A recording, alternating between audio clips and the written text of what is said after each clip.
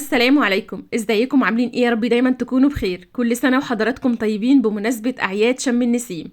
للي ملوش بقى كده في الرنجة والفسيخ، هنعمل مع بعض طريقة كفتة جديدة بطعم وريحة خطيرة، بطريقة تحضير سهلة جدا وبمقادير موجودة كلها في البيت. من نص كيلو لحمة مفرومة بس هنعمل وجبة تكفي 4 أفراد، وبأكتر من طريقة للتقديم. تعالوا بينا نسمي بسم الله ونصلي على الرسول عليه أفضل الصلاة والسلام، ونشوف عملنا الوصفة بتاعتنا ازاي. بس قبل ما نبدأ ما تنسوش تشجيعاتكم الحلوة ليا، اشتراك في القناة ولايكات كتير للفيديو. في البداية كده معايا نص كيلو لحمة مفرومة، بس تكون ملبسة. اللحمة بتاعت الكفتة لازم تكون فيها نسبة كده من الدسم. ومعايا بصلتين، ومعايا طماطمايه كده كبيرة، ومعايا فلفلاية رومي وفلفلاية سبايسي. أول حاجة هبدأ بيها هبشر البصل بتاعي على المبشره كده او في الكبه. ابشريه بشر يكون ناعم خالص كده، بس افضل يكون على المبشره. بشرت كده بقى البصل، ابدا اصفيه من الميه كده كويس، عصريه كده كويس من الميه. وخلي كده شويه بصل صغيرين، شويه تفل بصل كده صغيرين مع الميه، وهقولك هنعمل بدول ايه.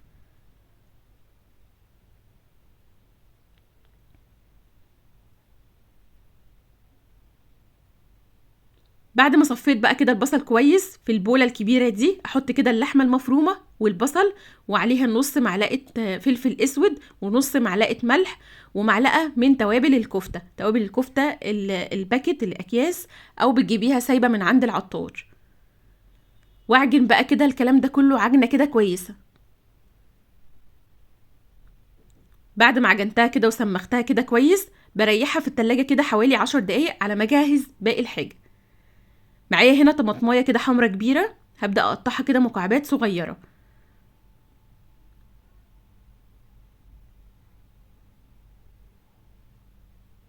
عايزه اقولك لو جربتي طريقه الكفته دي هتعجبك قوي، هتنسيكي بجد اي طريقه كفته تانية.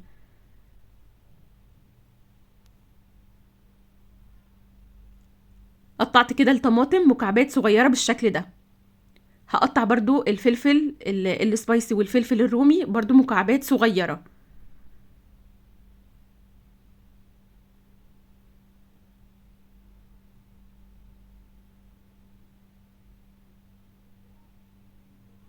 ولو مش حابه تضيفي فلفل سبايسي اللي يعجبك، بس هي يعني حلاوتها كده بنص نص قرن كده فلفلايه سبايسي، بتبقى حلوه قوي، بتدي كده طعم في الكفته، طعم جميل.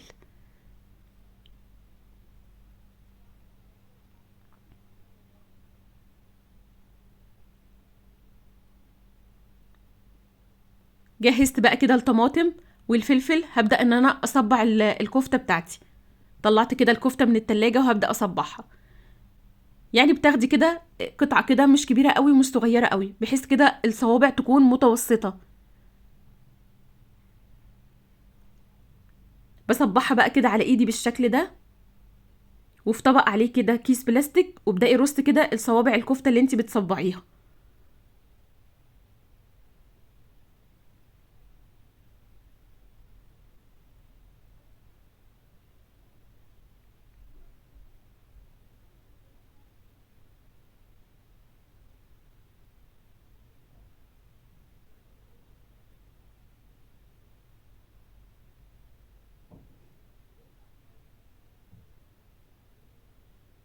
صبعت بقى كده الكمية بتاعتي كلها. ما شاء الله، بص كده النص كيلو ما شاء الله، بعد ما ضفنا له البصل والتوابل اللحمه كده زادت، وما شاء الله بقى بقت كتيره. جهزت بقى كده كل حاجه معايا. تعالوا بقى كده على البوتاجاز صينيه كده، ونزلت كده عليها بفنجان من الزيت. والخطوه دي اختياري، قطعه كده من اللي بتدي ريحه وطعم في الكفته حلو جدا. طبعا لو مش بتحبيها ممكن تستغني عنها. ببدأ كده بعد ما الزيت سخن على نار كده تكون متوسطة، أبدأ أنزل بصوابع الكفتة، وما تقلبيهاش خالص، سيبيها كده حوالي دقيقتين، ما تقلبيهاش. وبعد ما بعد ما يعدي الدقيقتين، ابدأي كده بالشوكة أو بالمعلقة، ابدأي اقلبيها على الوش التاني. بس أهم حاجة وانت بتحطي كده صوابع الكفتة في الصينية، ايد بتحط كده الكفتة في الصينية، والايد التانية بتهز كده الصينية عشان ما تلزقش. وبعد ما الكفتة استوت 3/4 سوا، ببدأ أشيل الكفتة كده في طبق على جنب. وفي نفس الصينية هبدأ انزل اول حاجة بالطماطم واسيبها كده تدبل شوية. بعد كده بنزل عليها بالفلفل الرومي والسبايسي، وطبعا الكلام ده كله يدبل كده كويس. بنزل بعد كده عليهم بمية البصل،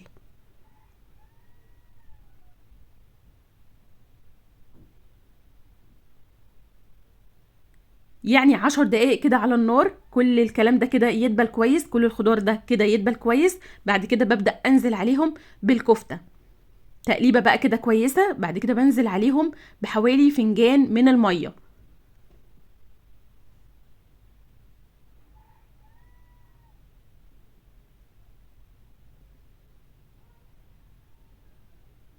بعد ما نزلت كده عليها بالمية بسيبها بقى كده حوالي 10 دقايق على نار هادية. غطيها بقى كده بالغطا وسيبيها 10 دقايق على نار هادية تتسبك بقى كده كلها في قلب بعضها كده وتتكتك كده تكتكة حلوة. تعالوا نجهز مع بعض شوية طحينة كريمي خطيرة. علبة زبادي كده صغيرة، ونزلت عليها بفص توم وربع معلقة كمون، ربع معلقة ملح، ربع معلقة شطة، عصير نص ليمونة، ومعلقة كده صغيرة من الخل. بقلب بقى كده الكلام ده كله تقليبه كده كويسه مع بعضه. بعد كده بنزل عليه بحوالي كده 3 او 4 معالق من الطحينه الخام. تقليبه بقى كده كويسه، ومعايا ربع كوبايه ميه بنزل بيه كده شويه بشويه لغايه ما اظبط القوام بتاع الطحينه.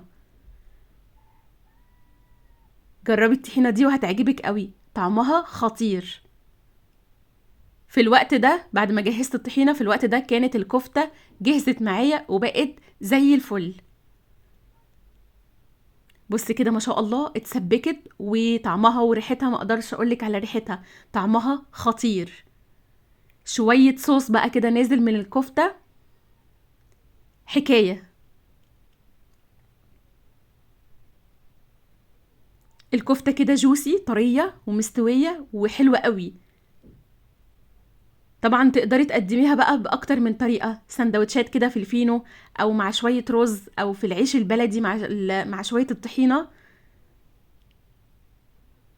انا هنا كنت عملت جنبها رز اصفر، وكنت عملت طريقة الرز الاصفر دي في كذا وصفة قبل كده عندي على القناة.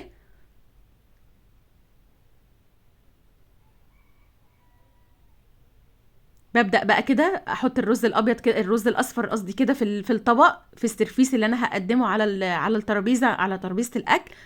وابدأ ارص كده صوابع الكفته بالشكل ده. شويه كفته بجد يستحقوا ان انت تجربيهم.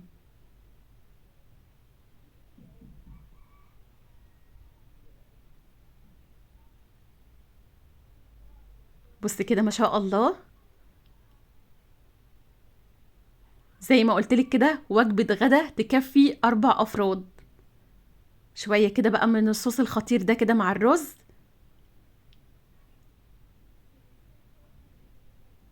ومع شويه الطحينه بقى كده. وما اقدرش اقولك على الجمال والحلاوه، ما اقدرش بجد اقولك على جمال وحلاوه الاكله دي.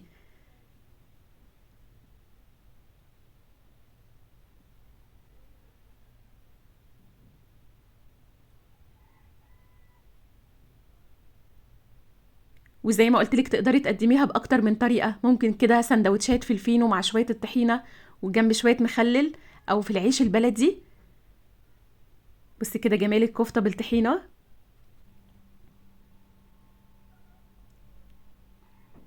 ومع شويه الرز برضو والطحينه خطيره. جربي وصفه الكفته دي واوعي تفوتك.